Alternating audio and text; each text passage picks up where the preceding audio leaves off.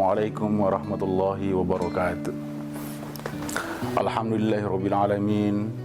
Hamdan syukra nikmatillah, hamdan yu'afi ni'mahu wa yukafi majidah. Asyhadu an la ilaha illallah wa asyhadu anna Muhammadan abduhu wa rasuluh. La nabiyya ba'da.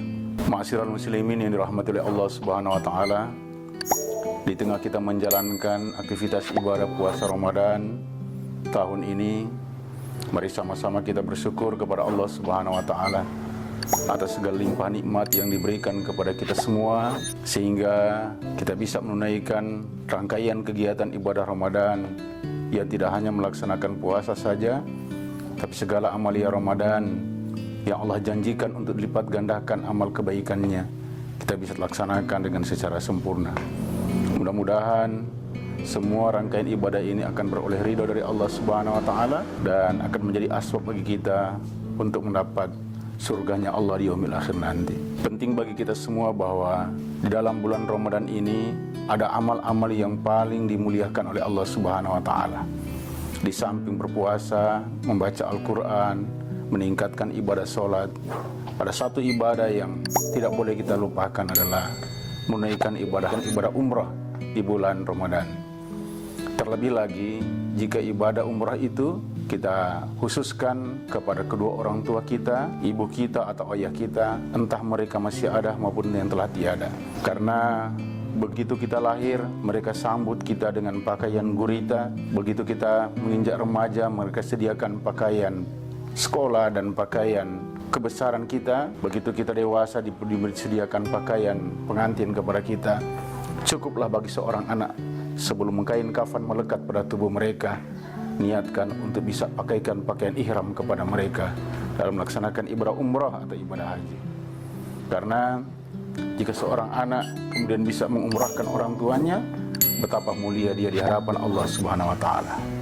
Kisah-kisah tentang bagaimana kemuliaan Allah terhadap orang atau kepada seorang anak yang memuliakan orang tuanya, mengumrahkan orang tuanya, kita bisa baca dalam beberapa literasi.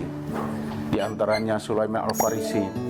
Beliau ketika bertemu dengan Rasulullah SAW dan menggendong ibunya, Rasulullah SAW saat itu kemudian menangis di hadapan Sulaiman Al-Farisi, lalu berkata, "Duhai hamba Allah, duhai saudaraku, engkau orang yang sangat mulia di hadapan Allah Subhanahu wa taala. Engkau masih mampu menggendong ibumu untuk bisa berumrah. Aku ini, meskipun sebagai seorang nabi, meskipun sebagai seorang rasul yang menuntut engkau untuk bertauhid kepada Allah, tapi aku menyesal aku tak sempat menggendong ibu dan ayahku untuk bisa menunaikan ibadah haji dan umrah." Di kisah selanjutnya kita mengenal tentang Uwais Al-Qarni. Bagaimana ia hidup di Yaman dalam keadaan susah. Bahkan pada saat itu ibunya berkeinginan untuk menunaikan ibadah haji. Uwais Al-Qarni tidak membangkang apa yang dimintakan oleh ibunya. Uwais Al-Qarni kemudian berkata, "Duhai ibu, suatu saat jika aku bisa diberikan kemampuan dan kelebihan oleh Allah, aku akan umrahkan dan hajikan engkau." Maka Rasulullah SAW kemudian menceritakan peristiwa ini kepada para sahabat. Akan datang seorang manusia yang namanya tidak terkenal di bumi, tapi selalu disebut oleh para malaikat di langit.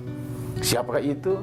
Dia adalah seorang sahabat Rasul atau seorang yang mengaku terhadap kebenaran ajaran Islam oleh Rasulullah SAW yang bernama Uwais Al-Qarni. Rasulullah menyampaikan kepada para sahabatnya, andai suatu saat ia datang kepadamu, mintakan doa kepadanya, karena doa dari Uwais Al-Qarni ini sangat besar dan sangat cepat diijabah oleh Allah Subhanahu wa taala. Dua peristiwa yang sangat memukau ini tentang seorang anak yang mengumrahkan, menghajikan orang tuanya sangat mulia di hadapan Allah Subhanahu wa taala. Oleh karenanya saya sampaikan pada kesempatan ini, sangat rugilah kita jika kita punya kelebihan, kita punya banyak untuk bisa berbakti kepada kedua orang tua untuk mengumrahkan mereka, sampai mereka wafat kita tidak sempat mengumrahkan atau tidak sempat menghajikan mereka. Untuk apa harta yang kita tumpuk? Untuk apa pangkat dan jabatan yang kita miliki? Dan bagaimana mungkin kita bisa menangis di hadapan Allah sebagai bentuk kita rasa cinta kepada orang tuanya, sementara seketika mereka hidup di atas dunia, mereka berkeinginan untuk bisa diumrahkan oleh anak-anaknya, tak seorang pun dari anak-anak mereka yang bisa mengumrahkan mereka. Oleh karenanya saya pesankan kepada kita semua, mari jika kita punya kelebihan, jika kita punya harta yang dititipkan oleh Allah Subhanahu wa taala dan kita bisa mengumrahkan orang tua kita, kalau kita tidak sendiri, Mungkin ada berapa orang anak yang ditinggalkan oleh orang tua, kita berembuk, kemudian kita umrahkan mereka. Sebelum mengkain kafan, membungkus tubuh orang tua kita izin, kita berdoa kepada Allah, kita akan bisa memakaikan pakaian ihram kepada mereka. Niatkan itu dalam hati, insyaallah orang tua kita mulia di hadapan Allah, dan saat mereka berdoa di hadapan Allah Subhanahu wa taala di Makkahul Mukarramah, di dekat Ka'bah, saat mereka tawaf, akan cepat dijawab oleh Allah Subhanahu wa taala. Hari ini mungkin kita tidak rasakan kebahagiaan atas doa-doa mereka, tapi suatu saat Allah akan perjumpakan dengan orang tua kita di surga nanti, dan saat itu kita akan merasakan bahwa nikmatnya sewaktu di dunia kita bisa mengumrahkan orang tua kita, dan ini merupakan kebaikan yang paling utama yang bisa ditinggalkan oleh anak atau yang bisa dilakukan oleh seorang anak kepada orang tuanya. Saya kira ini penting bagi saya untuk sampaikan pada kesempatan ini, agar supaya orang tua kita tidak sia-sia berhadapan dengan Allah Subhanahu wa taala dengan amal yang cukup. Tetapi kalau anak kemudian bisa mengumrahkan atau menghajikan mereka, inilah akan menjadi bekal utama ketika mereka berhadapan dengan Allah untuk memohon ridho atas anak-anaknya.